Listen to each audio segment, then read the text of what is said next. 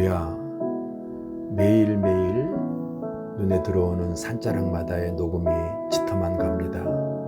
그리고 아카시아 향기가 코를 진동하는 아름답고 향기로운 5월의 중순입니다.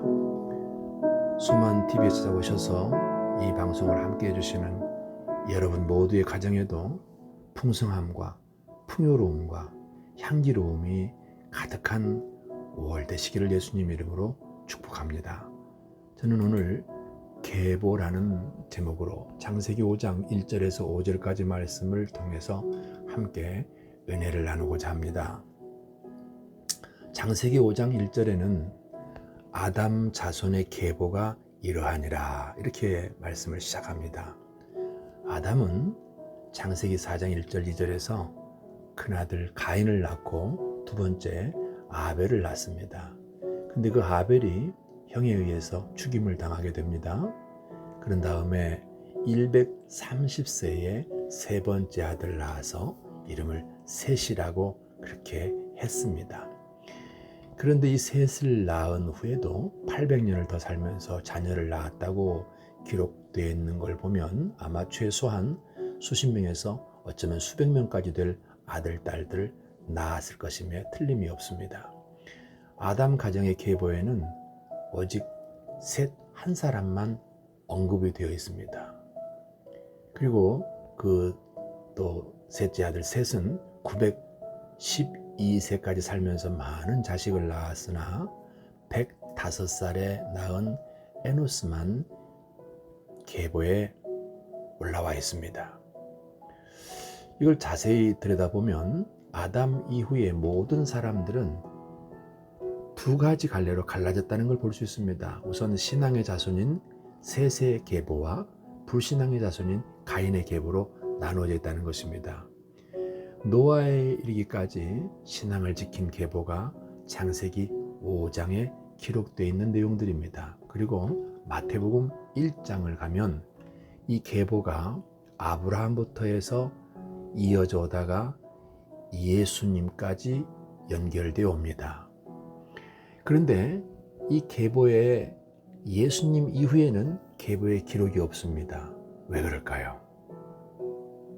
예수님을 통해서 이제 믿음의 계보는 오늘 우리들, 예수 믿는 오늘을 사는 우리들이 우리의 자녀들을 그 계보에 올려야 할 책임이 있다는 것입니다. 이것이 부모의 역할입니다.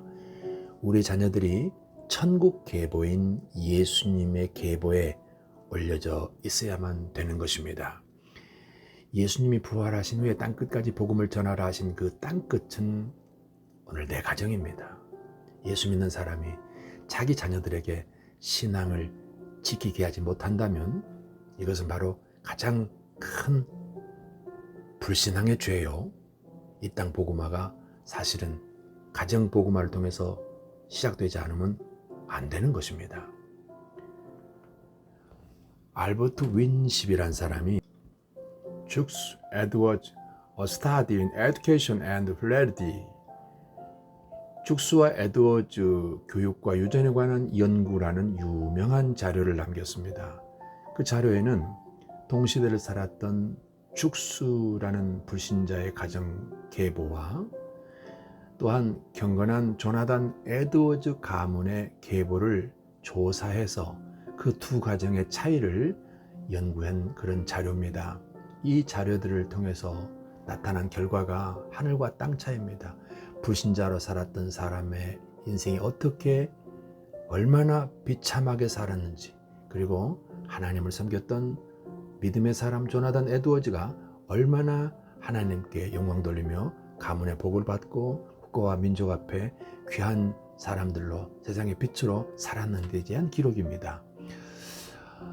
노아 가문의 계보를 지금부터 말씀을 드리면서 오늘 말씀에 깊이 한번 좀 은혜를 찾아내보고자 합니다. 창세기 9장 19절에는 노아는 세 아들이 있었고 이 세 아들로부터 온 땅의 인류가 퍼지게 되었다라고 말씀을 하십니다. 셈과 함과 야벳이었죠.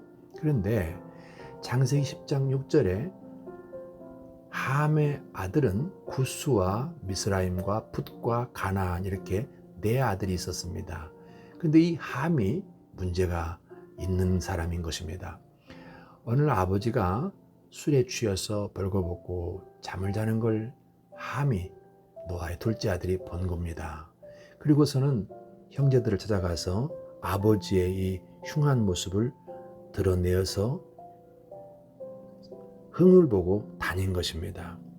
그래서 가나안의 아버지 함이 그의 아버지 하체를 보고 밖으로 나가서 그 두 형제에게 알리메라고 창세기 9장 22절은 이렇게 말씀이 되고 있습니다. 자, 그러나 이 얘기를 들은 첫째와 셋째 아들은 아버지에게 가서 뒷걸음질로 아버지의 치부를 가리워 줬습니다.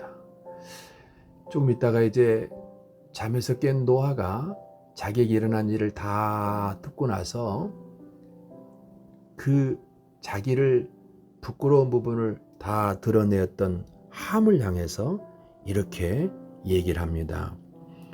25절 말씀인데요. 창세기 9장 25절에 가나안은 저주를 받아 그의 형제들의 종들의 종이 되기를 원하노라 이렇게 말씀을 하신 것입니다. 죄는 아버지가 지었는데 왜 함의 네 번째 아들인 가나안이 저주를 받는다고 하시는 걸까? 여기에 제가 깊이 한번 생각을 하면서 묵상을 해봤습니다. 그런데 이 가나안은 아버지 함이 하는 얘기를 듣고 자기도 동일하게 똑같이 그 아버지의 할아버지의 부끄러운 부분을 드러내고 들춰내고 그리고 부끄러운 부분을 소문내고 다녔던 것입니다. 이것이 어떤 면에서 영적으로 죄인가 그러면 이것은 사탄의 그런 일입니다. 죽이는 역할입니다. 그래서 이 죄가 아버지 함에 통해서 자식에게로 이제 계보로 유전이 되는데 모세에게 하나님은 출애굽기 33장 2절에서 내가 사자를 앞서 보내면서 너희가 가나안 땅 7족속을 멸하고 가나안 땅을 차지하도록 만들어 주겠다라고 말씀하시는 부분이 있습니다. 여기서 가나안 7족속이 바로 함의 네 번째 아들 가나안의 후손들인 것입니다.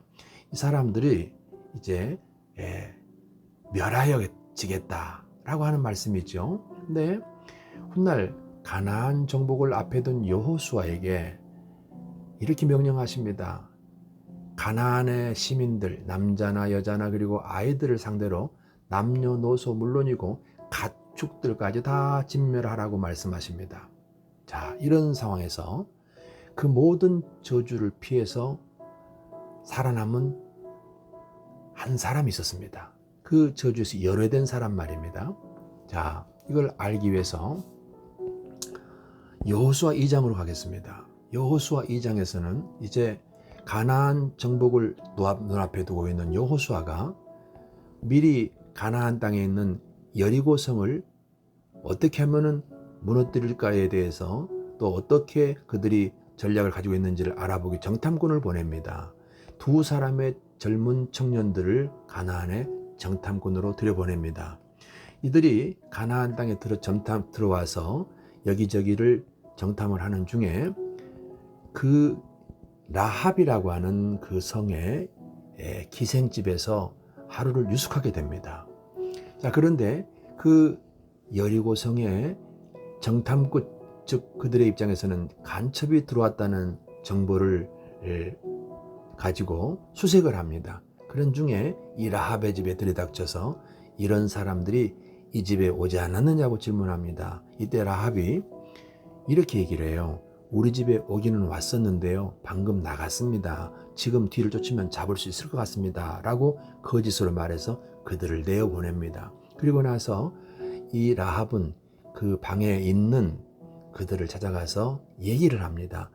나는 당신들이 믿는 하나님을 나는 안다. 그리고 나도 그 하나님을 믿는다. 이 성은 온통 그 하나님의 소식으로 지금 너무너무 두려워하고 있다. 당신들이 이 성을 차지하게 될 것이다. 이 땅을 차지하게 될 것이다. 그런데 나는 하나님을 알고 믿는다. 나를 좀 살려주고 내 가족들을 살려달라고 얘기를 합니다. 내가 아무리 어려운 일이 있고 또 위기가 닥쳐도 위험이 닥쳐도 나는 하나님을 믿을 것이라고 말하는 이 말을 듣고 그 정탐꾼 두 사람이 이렇게 제안을 합니다.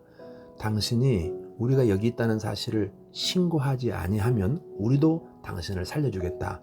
그 약조 증표로다가 창문 밖에 붉은 줄을 메어 달아라. 그러면 우리가 이 땅을 차지할 때, 공격해 들어올 때 당신을 기억하고 살려주겠다라고 얘기를 합니다. 자, 그런데 이때 두 사람 정탐꾼 중에 한 사람이 살몬이라는 청년입니다. 이 살몬이 이 라합과의 대화 중에 마음속에서 사랑의 마음이 싹 틉니다. 이 여인을 향한 사랑의 감정이 싹 틉니다. 그리고 돌아섰습니다. 이제 여호수아에게 보고합니다. 그런데 여호수아가 이 정탐꾼들의 얘기를 듣고 가나안 진격을 위해서 하나님께 기도하고 그리고 여리고성을 무너뜨릴 작전을 이제 하나님으로부터 명령받습니다. 그러는 기간이 약 한 달 정도 이상 지나가고 있었습니다. 그동안에 이 살몬이라는 청년은 그 한 번 만나고 헤어진 그 여인이 가슴에 온통 들어와 있었습니다. 어서 가서 그 여인을 다시 보고 싶고 그 여인을 구출해서 살려주고 싶은 마음이 이게 사랑이었던 것입니다. 근데 한편 남겨진 라합의 입장도 마찬가지입니다. 그 약속하고 떠난 청년 살몬이 기억이 나는 거예요. 보고 싶습니다. 어서 오기를 학수고대합니다. 그리고 약속대로 자기와 자기 가족들을 살려줄 것을 기다리면서 그 청년을 기다립니다. 어떻게 이 짧은 순간에 이와 같은 사랑의 마음이 싹 텄을까요? 이것이 하나님의 일하는 방식입니다. 하나님은 만남을 통해서 일합니다. 짧은 순간에 첫눈에 반했다는 말이 있죠. 짧은 순간에 그들의 마음이 동하고 움직이고 사랑의 감정이 싹 트게 된 것입니다. 그런 다음에 이들이 어떻게 되었을 것 같습니까? 마태복음 1장 5절에서는 이 두 사람의 이야기가 이렇게 됩니다. 이 청년 살몬은 이 여인 라합과 결혼을 하게 됩니다. 그리고 보아스를 낳고 보아스는 루색에서 오벳을 낳고 오벳은 이새를 낳고 이새는 다윗을 낳고 그리고 다윗으로부터 예수님이 태어나게 됩니다. 이게 무슨 얘기인지 아시겠습니까? 이 비천한 여인 라합이 예수의 족보에 들어있다는 얘기입니다. 참 놀라운 일입니다. 믿음은 삶인 것입니다. 위기의 상황에서도 아무리 죽음의 위기가 찾아온다 할지라도 하나님을 선택하고 하나님의 섰던 이 여인을 하나님이 기억해 주시고 두 사람을 사랑하는 마음을 싹트게 해서 결혼을 하게 했던 것입니다. 한 여인이 믿음의 결단이 그의 가족과 가문을 살렸고 예수님을 태어나게 하는 믿음의 가문의 계보에 여인이 들어갔던 것입니다. 솔로몬은 잠언 14장 1절에서 이렇게 말씀하십니다. 지혜로운 여자는 자기 집을 세우되 어리석은 여자는 자기 손으로 그것을 허무느니라 말씀하셨습니다. 여자는 가정을 세우는 데 있어서 결정적으로 중요한 역할을 한다는 말입니다. 솔로몬은 3000년 전에 절대 권력자요, 절대 군사력을 가지고 자기 손 안에 그것을 다 쥐고 있었습니다. 그런데 이 사람이 그러한 권력이 내 집안을 세우더라 그렇게 말하지 않았습니다. 여자가 마음을 어떻게 먹느냐에 따라서 자식이 세워지고 가정이 세워지더라는 고백을 솔로몬이 하고 있는 것입니다. 그리고 더 나아가서 잠언서, 지혜서라는 솔로몬의 잠언서의 끝에 맨 끝 마지막 장의 마지막 절에 이런 말씀이 있습니다. 고운 것도 거짓되고 아름다운 것도 헛되나 오직 여호와를 경외하는 여자는 칭찬을 받을 것이니라 그렇게 말씀하십니다. 이 잠언서 마지막에 여자에 대한 이야기가 왜 나올까요? 그 이유가 무엇일까요? 성경은 특별한 경우가 아니고서는 여자 이름을 잘 기록하지 않습니다. 그런데 열왕기서, 역대기서에 보면 왕들의 이름이 나올 때 그 왕의 어머니 이름이 함께 나옵니다.